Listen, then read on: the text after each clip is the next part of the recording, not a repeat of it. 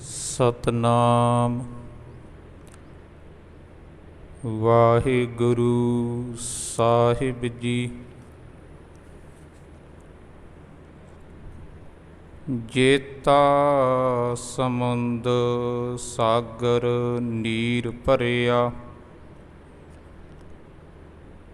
ਤੇਤੇ ਔਗਣ ਹਮਾਰੇ।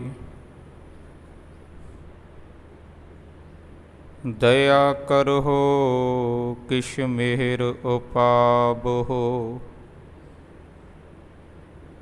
ਡੁੱਬਦੇ ਪੱਥਰ ਤਾਰੇ। ਦਇਆ ਕਰਹੁ ਕਿਛ ਮਿਹਰ ਉਪਾਵਹੁ, ਡੁੱਬਦੇ ਪੱਥਰ ਤਾਰੇ। ਪਰਮ ਸਤਿਕਾਰਯੋਗ ਸ਼੍ਰੀ ਗੁਰੂ ਗ੍ਰੰਥ ਸਾਹਿਬ ਜੀ, ਤਿਨਾਂ ਦੀ ਹਜ਼ੂਰੀ ਦੇ ਅੰਦਰ ਸੁਭਾਏਮਾਨ ਸਤਸੰਗੀ ਜਨੋ, ਵਡਭਾਗੇ ਹਾਂ ਸਤਿਗੁਰੂ ਜੀ ਦੀ ਮੁਬਾਰਕ ਗੋਦ ਅੰਦਰ ਬੈਠ ਕੇ ਇਤਿਹਾਸ ਨੂੰ ਵਿਚਾਰਨ ਦਾ ਸੁਭਾਗ ਸਮਾਂ ਪ੍ਰਾਪਤ ਹੋਇਆ ਹੈ। ਸੋ ਕੱਲ੍ਹ ਆਪਾਂ ਇਤਿਹਾਸ ਨੂੰ ਵਿਚਾਰਿਆ ਸੀ। ਨਾਦਰ ਸ਼ਾਹ ਮਾਰਚ 1739 ਈਸਵੀ ਨੂੰ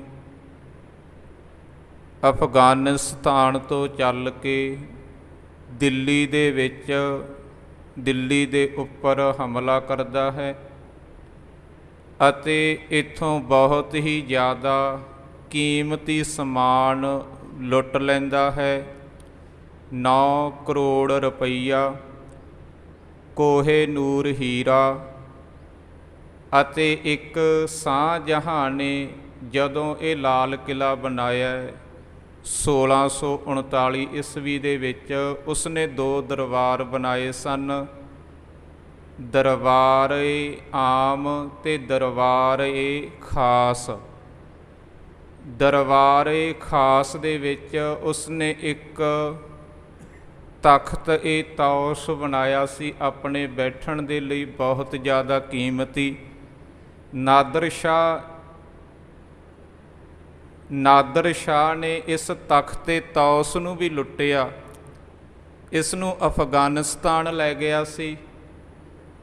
ਅੱਜ ਲਾਲ ਕਿਲ੍ਹੇ ਦੇ ਵਿੱਚ ਉਹ ਪੀੜਾ ਜਾਂ ਤਾਂ ਪਿਆ ਹੈਗਾ, ਲੇਕਿਨ ਉਹ ਤਖਤ ਤੌਸ ਤਾਂ ਫਿਰ ਨਾਦਰ ਸ਼ਾਹ ਲੁੱਟ ਕੇ ਲੈ ਗਿਆ ਸੀ ਜੋ ਸ਼ਾਹਜਹਾਂ ਨੇ ਬਣਾਇਆ।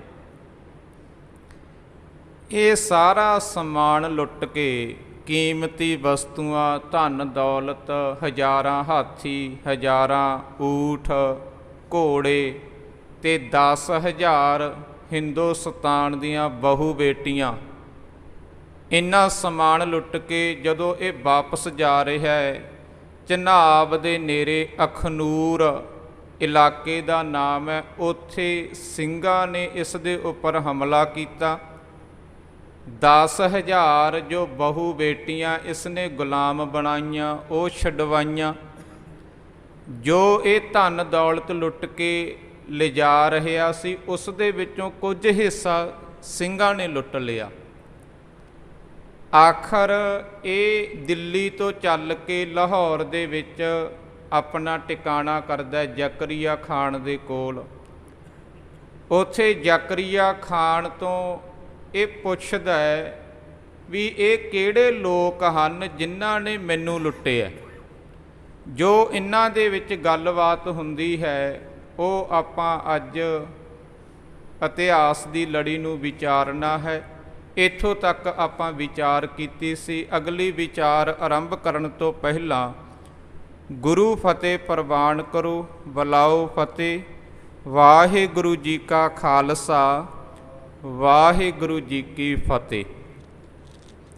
ਲਾਹੌਰ ਦੇ ਵਿੱਚ ਪਹੁੰਚਣ ਤੋਂ ਬਾਅਦ ਜ਼ਕਰੀਆ ਖਾਨ ਅਤੇ ਇਸ ਦੇ ਵਜ਼ੀਰ ਲਖਪਤ ਰਾਏ ਨੂੰ ਸਾਹਮਣੇ ਬਿਠਾ ਕੇ ਨਾਦਰ ਸ਼ਾਹ ਸਿੱਖਾਂ ਦੇ ਬਾਰੇ ਜਾਣਕਾਰੀ ਪ੍ਰਾਪਤ ਕਰਦਾ ਹੈ। ਨਾਦਰ ਸ਼ਾਹ ਜੋ ਜ਼ਕਰੀਆ ਖਾਨ ਨੂੰ ਕੁਝ ਸਵਾਲ ਕਰਦਾ ਹੈ, ਉਸ ਨੂੰ ਰਤਨ ਸਿੰਘ ਭੰਗੂ ਨੇ ਆਪਣੇ ਪੰਥ ਪ੍ਰਕਾਸ਼ ਦੇ ਵਿੱਚ ਲਿਖਿਆ ਹੋਇਆ ਹੈ।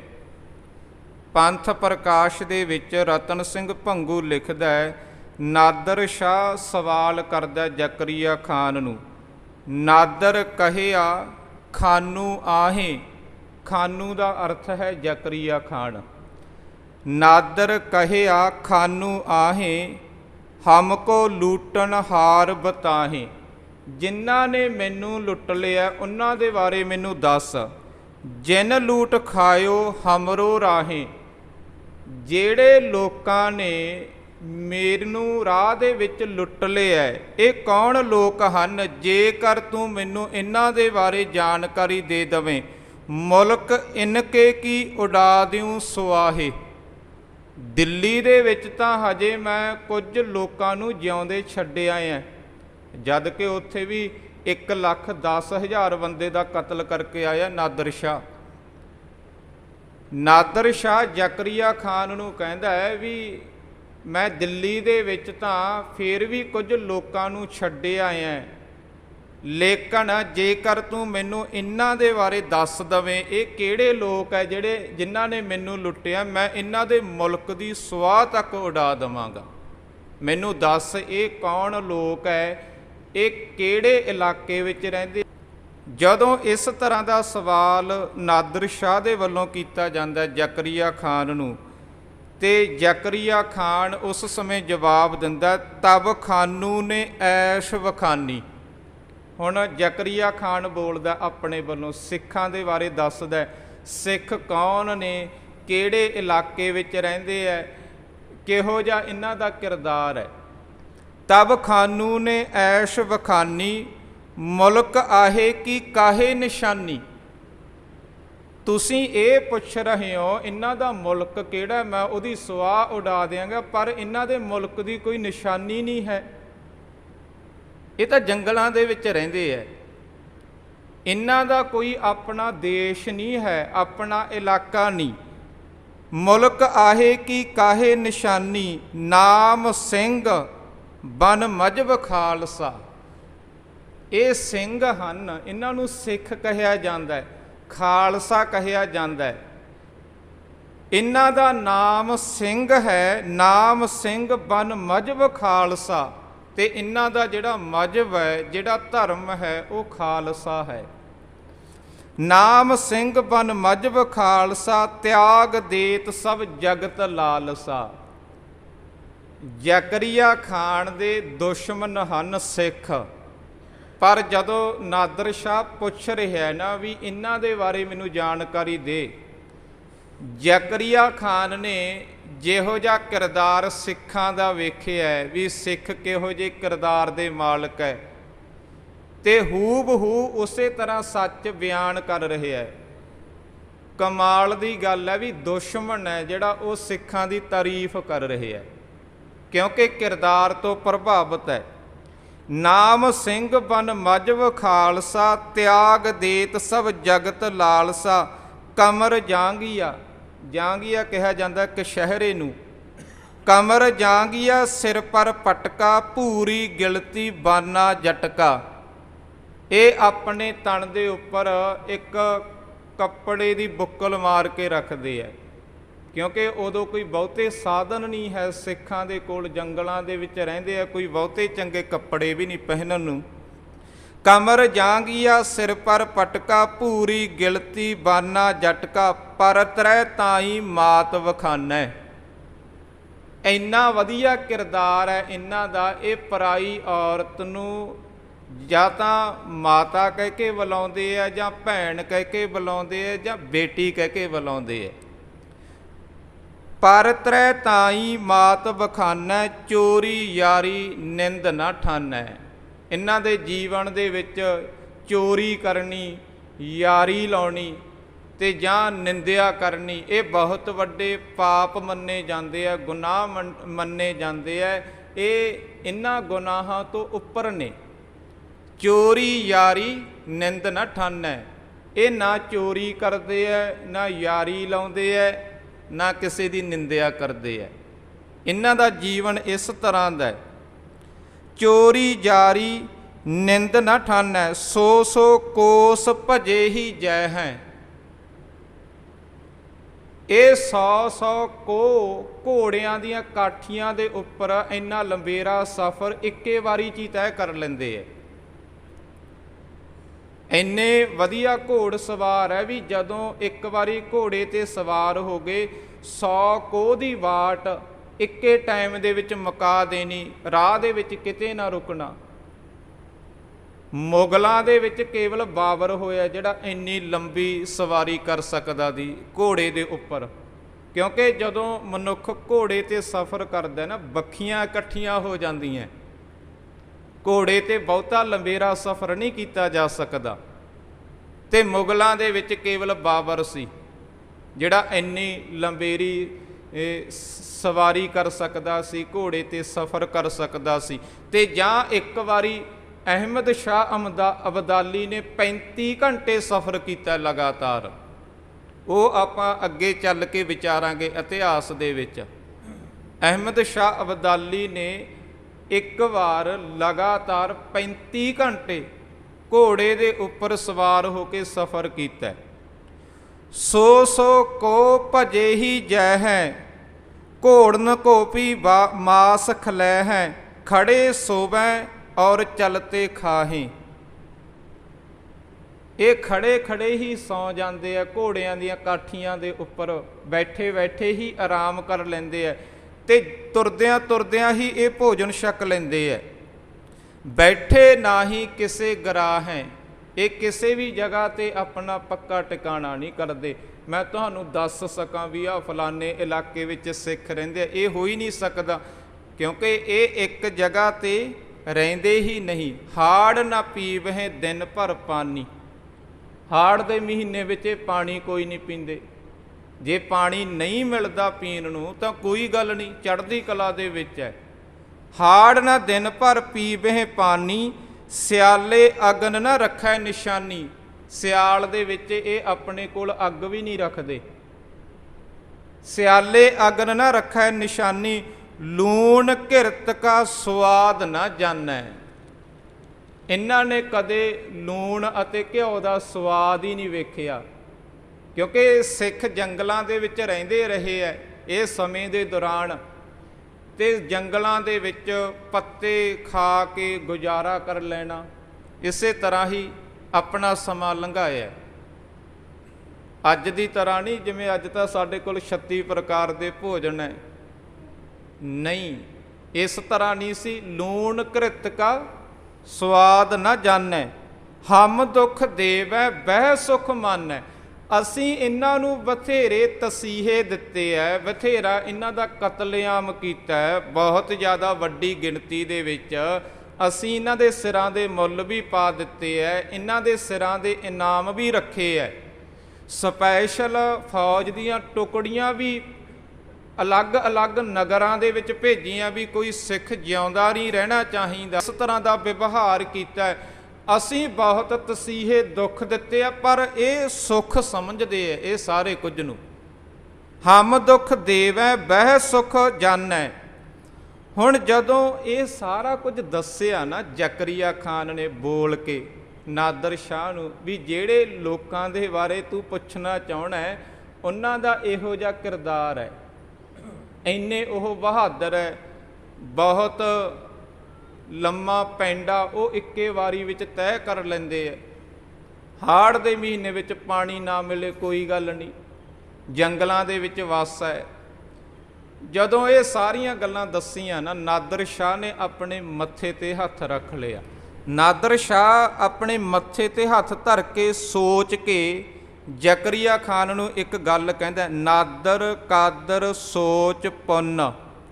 ਨਾਦਰ ਨੇ ਕਾਦਰ ਨੂੰ, ਅਕਾਲ ਪੁਰਖ ਨੂੰ ਯਾਦ ਕਰਕੇ ਇੱਕ ਗੱਲ ਕਹੀ, ਨਾਦਰ ਕਾਦਰ ਸੋਚ ਪੁੰਨ, ਕਹਿਓ ਨਵਾਬੈ ਐਸ। ਨਵਾਬੈ ਦਾ ਅਰਥ ਹੈ ਜ਼ਕਰੀਆ ਖਾਨ ਨੂੰ ਕਹਿ ਰਹੇ ਹੈ, ਜੇਕਰ ਹੈ ਸਿੰਘ ਵੈਸਹੀ ਭਾਖਤ ਹੋ ਤੁਮ ਜੈਸ। ਜੇਕਰ ਸਿੰਘ ਐਸੇ ਹੀ ਹਨ ਜਿਹੋ ਜਿਹਾ ਤੂੰ ਦੱਸ ਰਹੇ ਹੈ ਮਾਰਤ ਹੋ ਤੁਮ ਆਪ ਹੀ ਆਪਨ ਪੈਰ ਕੁਠਾਰ। ਫਿਰ ਇੱਕ ਗੱਲ ਯਾਦ ਰੱਖ, ਤੂੰ ਆਪਣੇ ਪੈਰਾਂ ਤੇ ਆਪ ਕੁਹਾੜੀ ਮਾਰ ਰਿਹਾ ਇਹਨਾਂ ਨੂੰ ਤਸੀਹੇ ਦੇ ਕੇ। ਜੇਕਰ ਸਿੰਘਾਂ ਦਾ ਕਿਰਦਾਰ ਵਾਕਿਆ ਹੀ ਇਹੋ ਜਿਹਾ ਹੈ ਜਿਹੋ ਜਿਹਾ ਤੂੰ ਮੈਨੂੰ ਦੱਸਿਆ, ਫਿਰ ਵੀ ਜੇਕਰ ਤੂੰ ਇਹਨਾਂ ਨੂੰ ਤਸੀਹੇ ਦੇ ਰਿਹਾ ਨਾ ਤੇ ਆਪਣੇ ਪੈਰਾਂ ਤੇ ਤੂੰ ਆਪ ਕੁਹਾੜੀ ਮਾਰ ਰਿਹਾ। ਕੁਝ ਦਿਨ ਕੋ ਸਿੰਘਨ ਹੋਏਗੇ ਭੂਪਤ ਮੁਲਕ ਮਝਾਰ। ਨਾਦਰ ਜ਼ਕਰੀਆ ਖਾਨ ਨੂੰ ਜਾਂਦਾ ਜਾਂਦਾ ਇਹ ਗੱਲ ਕਹਿੰਦਾ ਹੈ, ਜੇਕਰ ਸਿੰਘ ਇਹੋ ਜਿਹੇ ਕਿਰਦਾਰ ਦੇ ਮਾਲਕ ਹੈ ਤੇ ਆਉਣ ਵਾਲੇ ਸਮੇਂ ਦੇ ਵਿੱਚ ਜਿਹੜੇ ਸਿੰਘ ਨੇ ਉਹ ਇਸ ਇਲਾਕੇ ਦੇ ਬਾਦਸ਼ਾਹ ਹੋਣਗੇ, ਇਸ ਇਲਾਕੇ ਤੇ ਉਹ ਰਾਜ ਕਰਨਗੇ। ਭੂਪਤ ਮੁਲਕ ਮਝਾਰ, ਮੁਲਕ ਦਾ ਅਰਥ ਹੁੰਦਾ ਦੇਸ਼, ਭੂਪਤ ਦਾ ਅਰਥ ਹੁੰਦਾ ਬਾਦਸ਼ਾਹ। ਨਾਦਰ ਸ਼ਾਹ ਜ਼ਕਰੀਆ ਖਾਨ ਨੂੰ ਕਹਿ ਗਿਆ ਇਹ ਗੱਲ ਵੀ ਜੇਕਰ ਸਿੱਖ ਇਹੋ ਜਿਹੇ ਕਿਰਦਾਰ ਦੇ ਮਾਲਕ ਨੇ ਤੇ ਯਾਦ ਰੱਖੀ ਆਉਣ ਵਾਲੇ ਸਮੇਂ ਦੇ ਵਿੱਚ ਉਹ ਇਸ ਇਲਾਕੇ ਤੇ ਰਾਜ ਕਰਨਗੇ, ਬਾਦਸ਼ਾਹ ਹੋਣਗੇ ਇਸ ਇਲਾਕੇ ਦੇ। ਹੁਣ ਨਾਦਰ ਸ਼ਾਹ ਹੈ ਉਹ ਤਾਂ ਇਸ ਤਰ੍ਹਾਂ ਦੀਆਂ ਗੱਲਾਂ ਕਹਿ ਕੇ ਵਾਪਸ ਅਫਗਾਨਿਸਤਾਨ ਦੇ ਵਿੱਚ ਚਲਿਆ ਗਿਆ। ਲੇਕਿਨ ਜਦੋਂ ਜ਼ਕਰੀਆ ਖਾਨ ਨੇ ਇਹ ਗੱਲ ਇੱਕ ਇੰਨੇ ਵੱਡੇ ਬਾਦਸ਼ਾਹ ਦੇ ਮੂੰਹ ਤੋਂ ਸੁਣੀ ਹੈ, ਇਹ ਬੋਲ ਸੁਣੇ ਹੈ ਸਿੱਖਾਂ ਦੇ ਬਾਰੇ ਵੀ ਉਹ ਬਾਦਸ਼ਾਹ ਹੋਣਗੇ, ਜ਼ਕਰੀਆ ਖਾਨ ਨੂੰ ਬਹੁਤ ਚਿੜ ਚੜ੍ਹੀ, ਬਹੁਤ ਉਸਦੇ ਮਨ ਦੇ ਵਿੱਚ ਗਿਲਾ ਪੈਦਾ ਹੋਇਆ, ਗੁੱਸਾ ਪੈਦਾ ਹੋਇਆ ਸਿੱਖਾਂ ਦੇ ਪ੍ਰਤੀ ਵੀ ਜਿਹੜੇ ਸਿੱਖਾਂ ਨੂੰ ਅਸੀਂ ਖਤਮ ਕਰਨ ਤੋਂ ਕਿੰਨੇ ਚਿਰਾਂ ਦੇ ਲੱਗੇ ਆ, ਨਾਦਰ ਸ਼ਾਹ ਉਹਨਾਂ ਨੂੰ ਬਾਦਸ਼ਾਹ ਬਣਾ ਰਿਹਾ ਇਸ ਮੁਲਕ ਦੇ। ਜ਼ਕਰੀਆ ਖਾਨ ਨੇ ਕੀ ਕੀਤਾ, ਨਾਦਰ ਸ਼ਾਹ ਦੇ ਜਾਣ ਤੋਂ ਬਾਅਦ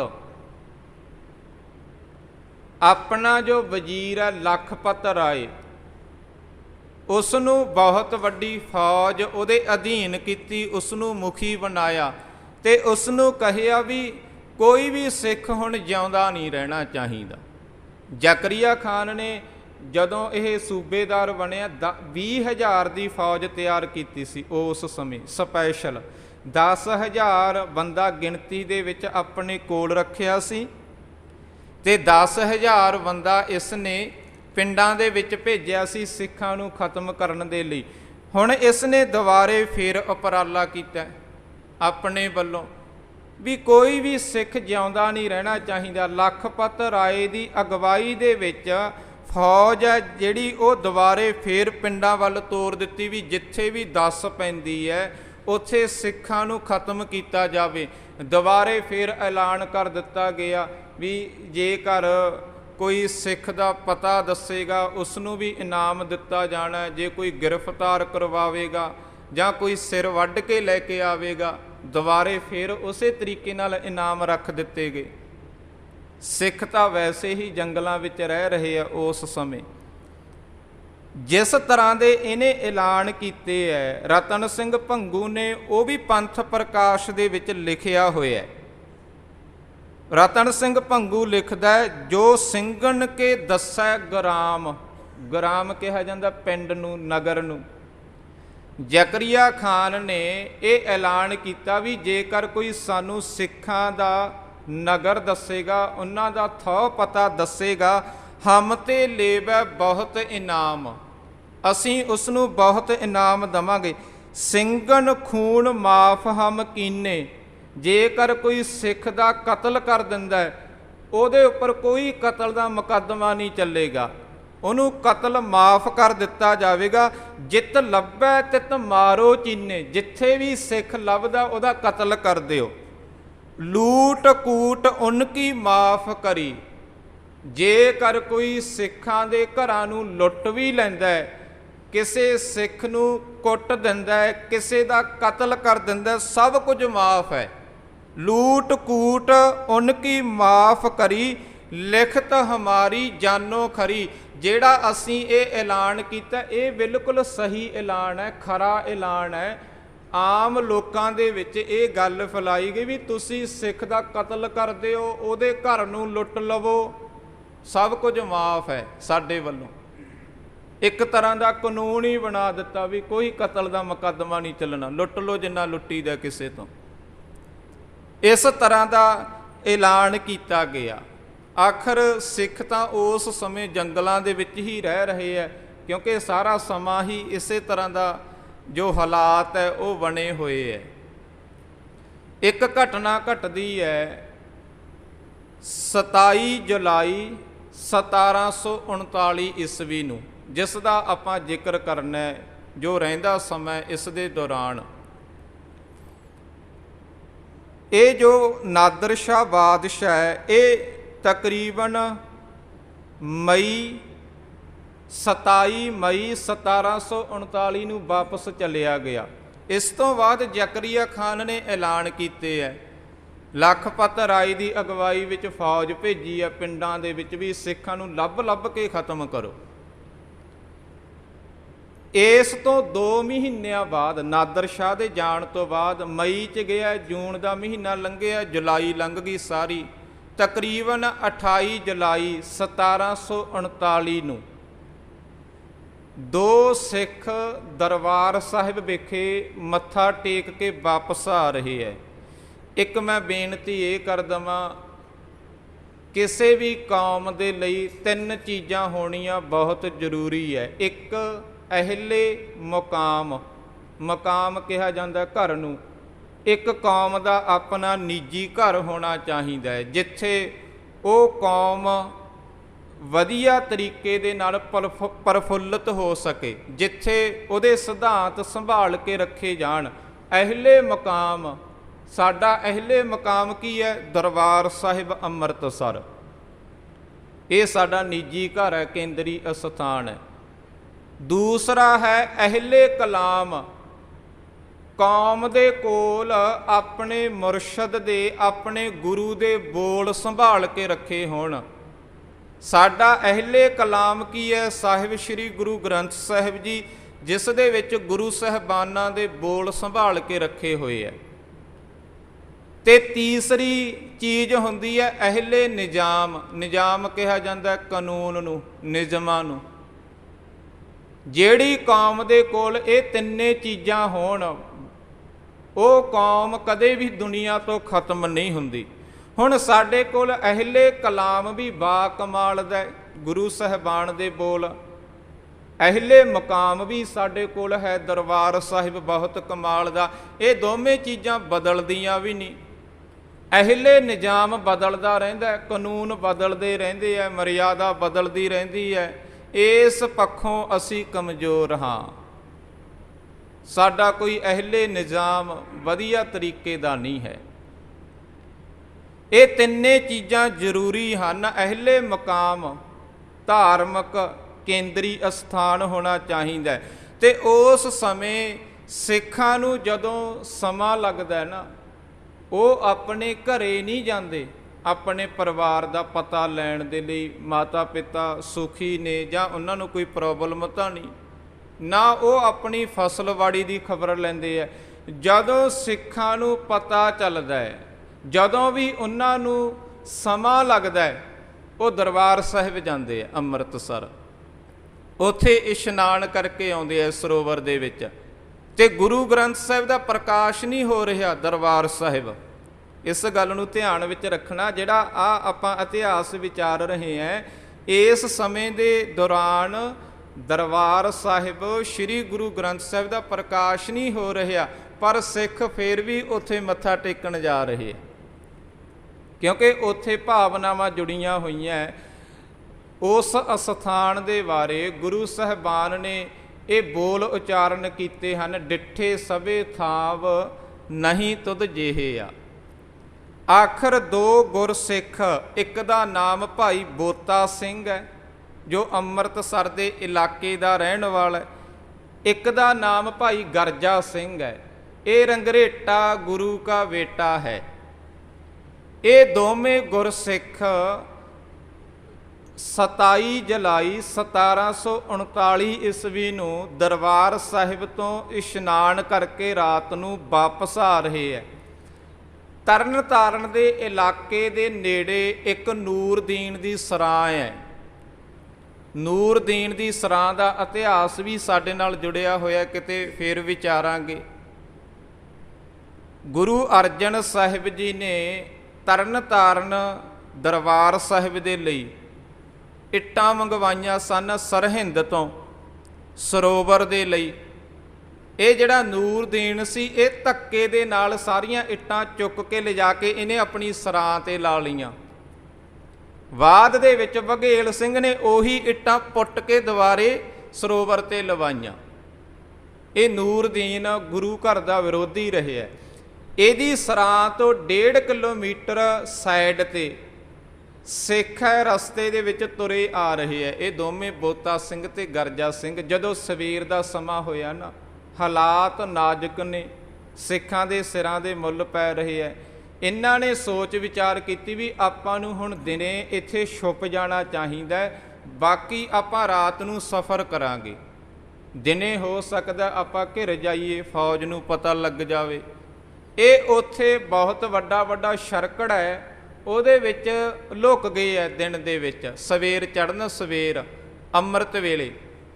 ਹੁਣ ਜਦੋਂ ਦਿਨ ਚੜ੍ਹਿਆ, ਉੱਥੋਂ ਦੀ 2 ਆਮ ਮਨੁੱਖ ਜਾ ਰਹੇ ਹੈ ਆਪਣੀਆਂ ਗੱਲਾਂ ਕਰਦੇ, ਤੇ ਜਦੋਂ ਸ਼ਰਕੜਾ ਹਿੱਲਿਆ, ਇੱਕ ਨੇ ਦੂਸਰੇ ਨੂੰ ਕਹਿਆ ਵੀ ਵੇਖੀ ਕਿਤੇ ਇੱਥੇ ਸਿੰਘ ਨਾ ਹੋਣ।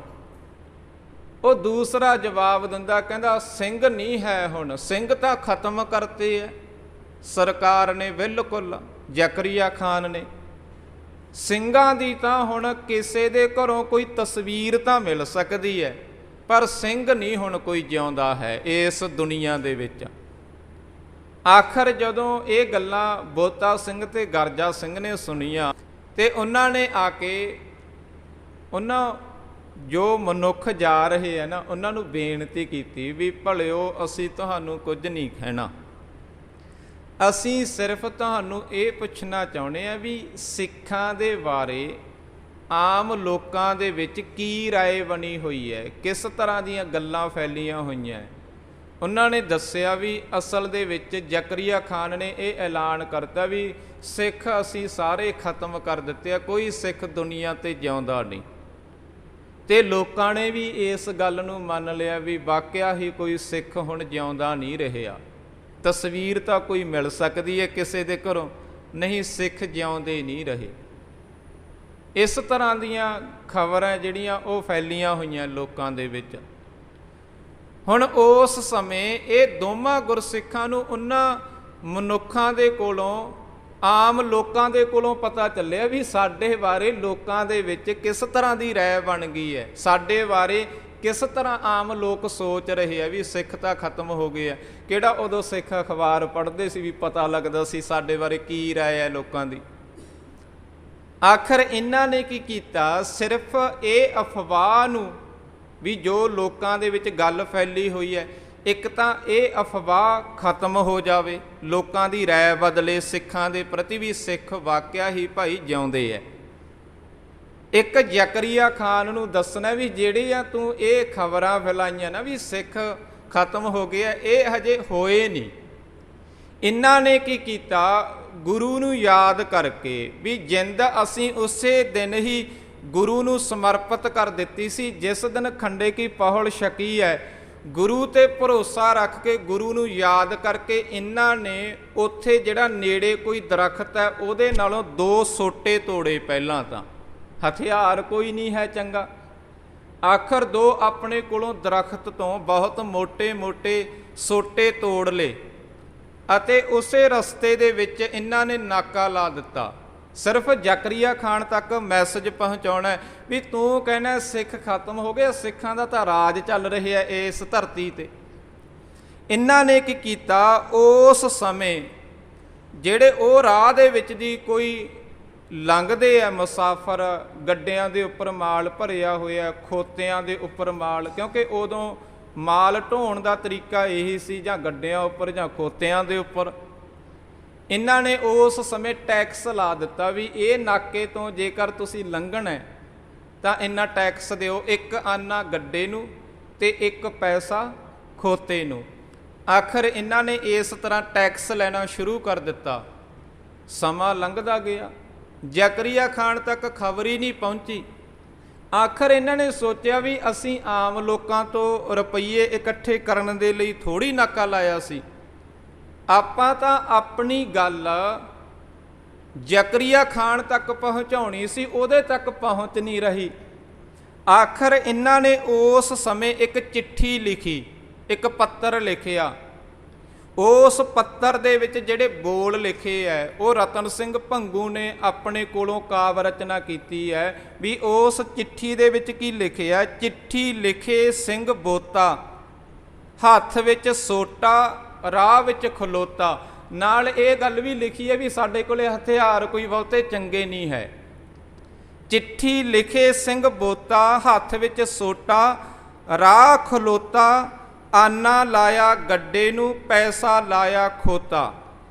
ਇਉਂ ਆਖੀ ਭਾਬੋ ਖਾਨੋਂ ਨੂੰ। ਜ਼ਕਰੀਆ ਖਾਨ ਦੇ ਬਾਰੇ ਇਹ ਸ਼ਬਦ ਵਰਤ ਰਹੇ ਆ, ਚਿੱਠੀ ਲਿਖੇ ਸਿੰਘ ਬੋਤਾ।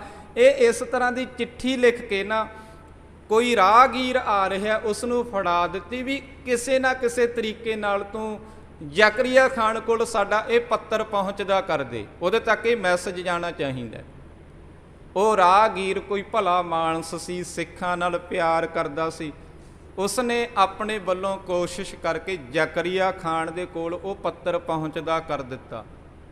ਜ਼ਕਰੀਆ ਖਾਨ ਨੂੰ ਜਦੋਂ ਪਤਾ ਲੱਗਿਆ ਵੀ ਸਿੱਖ ਤਾਂ ਟੈਕਸ ਉਗਰਾ ਰਹੇ ਹੈ, ਨਾਕਾ ਲਾਈ ਬੈਠੇ ਹੈ, ਅਸੀਂ ਇਹ ਕਹਿ ਰਹੇ ਹਾਂ ਵੀ ਸਿੱਖ ਅਸੀਂ ਖਤਮ ਕਰ ਦਿੱਤੇ ਹੈ, ਸਿੱਖ ਖਤਮ ਨਹੀਂ ਹੋਏ। ਲੋਕਾਂ ਦੇ ਵਿੱਚ ਵੀ ਦੁਬਾਰੇ ਰਾਏ ਇਹ ਬਣ ਗਈ ਆ ਵੀ ਵਾਕਿਆ ਹੀ ਸਿੱਖ ਕਿੱਥੇ ਖਤਮ ਹੋਏ ਆ। ਜਿਹੜੇ ਰਾਹਗੀਰ ਲੰਘ ਕੇ ਗਏ ਆ ਉਹਨਾਂ ਨੇ ਅੱਗੇ ਦੀ ਅੱਗੇ ਪ੍ਰਚਾਰ ਕੀਤਾ ਵੀ ਸਿੱਖ ਤਾਂ ਉੱਥੇ ਨਾਕਾ ਲਾਈ ਬੈਠੇ ਆ। ਲੋਕਾਂ ਦੇ ਵਿੱਚ ਰਾਏ ਬਦਲ ਗਈ, ਸਿੱਖ ਜਿਉਂਦੇ ਆ। ਜ਼ਕਰੀਆ ਖਾਨ ਨੂੰ ਪਤਾ ਚੱਲ ਗਿਆ ਵੀ ਸਿੱਖ ਜਿਉਂਦੇ ਆ, ਅਜੇ ਪੂਰੀ ਤਰ੍ਹਾਂ ਖਤਮ ਨਹੀਂ ਹੋਏ। ਜ਼ਕਰੀਆ ਖਾਨ ਨੇ ਜਲਾਲੂਦੀਨ ਹਾਕਮ ਦੇ ਅਧੀਨ 100 ਬੰਦਾ ਫੌਜ ਦਾ, ਇੰਨੇ ਬੰਦੇ 2 ਬੰਦਿਆਂ ਦੀ ਖਾਤਰ ਭੇਜ ਰਹੇ ਹੈ। ਇੱਕ ਜਲਾਲੂਦੀਨ ਮੁਖੀ ਹੈ ਤੇ 100 ਬੰਦਾ ਸਿਪਾਹੀ ਹੈ। ਇੰਨੀ ਫੌਜ ਨੂੰ ਭੇਜਿਆ ਗਿਆ ਇਸ ਇਲਾਕੇ ਦੇ ਵਿੱਚ, ਇਸ ਜਗ੍ਹਾ ਦੇ ਉੱਪਰ।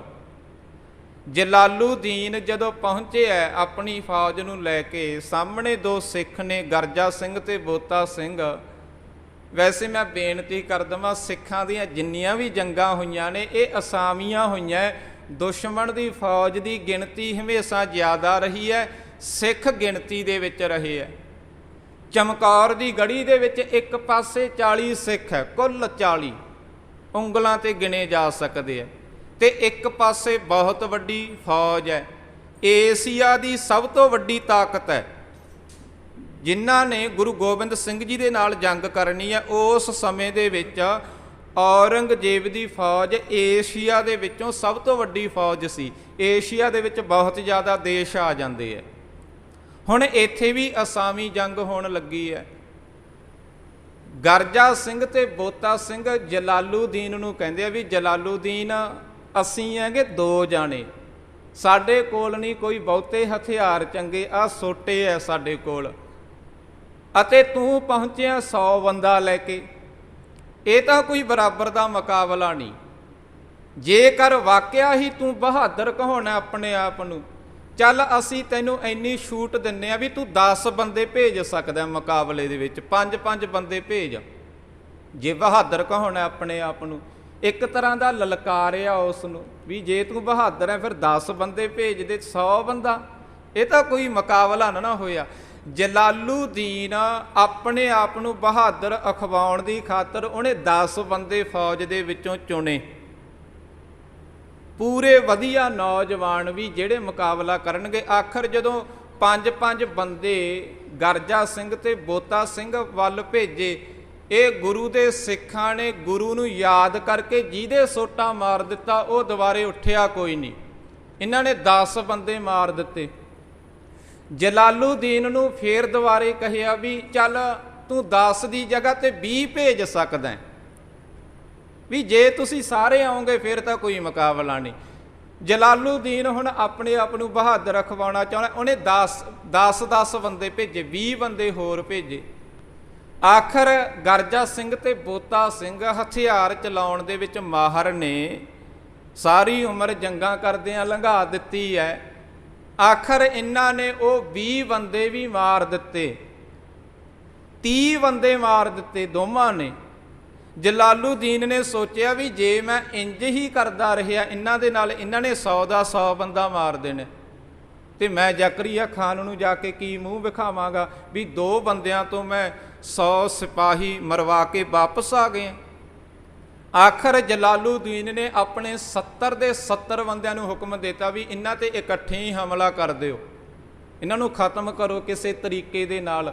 ਆਖਰ ਉਸ ਸਮੇਂ ਬੋਤਾ ਸਿੰਘ ਤੇ ਗਰਜਾ ਸਿੰਘ ਨੇ ਬੜੀ ਹੀ ਬਹਾਦਰੀ ਦੇ ਨਾਲ ਮੁਕਾਬਲਾ ਕੀਤਾ, ਲੇਕਿਨ ਦੁਸ਼ਮਣ ਦੇ ਕੋਲ ਤੀਰ ਕਮਾਨ ਵੀ ਹੈ, ਹਥਿਆਰ ਵੀ ਨੇ, ਵਰਸ਼ੇ ਵੀ ਨੇ। ਆਖਰ ਜਦੋਂ ਇੱਕੇ ਟਾਈਮ 70 ਬੰਦਿਆਂ ਨੇ ਹਮਲਾ ਕੀਤਾ ਤੇ 2 ਬੰਦੇ ਕਿੰਨਾ ਕੁ ਚਿਰ ਮੁਕਾਬਲਾ ਕਰ ਸਕਦੇ ਆ? ਨਹੀਂ ਕਰ ਸਕਦੇ।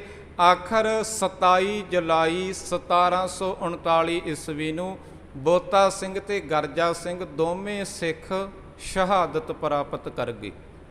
ਸੋ ਸਮੇਂ ਦੀ ਸਮਾਪਤੀ ਹੈ। ਬਾਕੀ ਇਤਿਹਾਸ ਦੀ ਲੜੀ ਨੂੰ ਆਪਾਂ ਕੱਲ੍ਹ ਨੂੰ ਵਿਚਾਰਾਂਗੇ।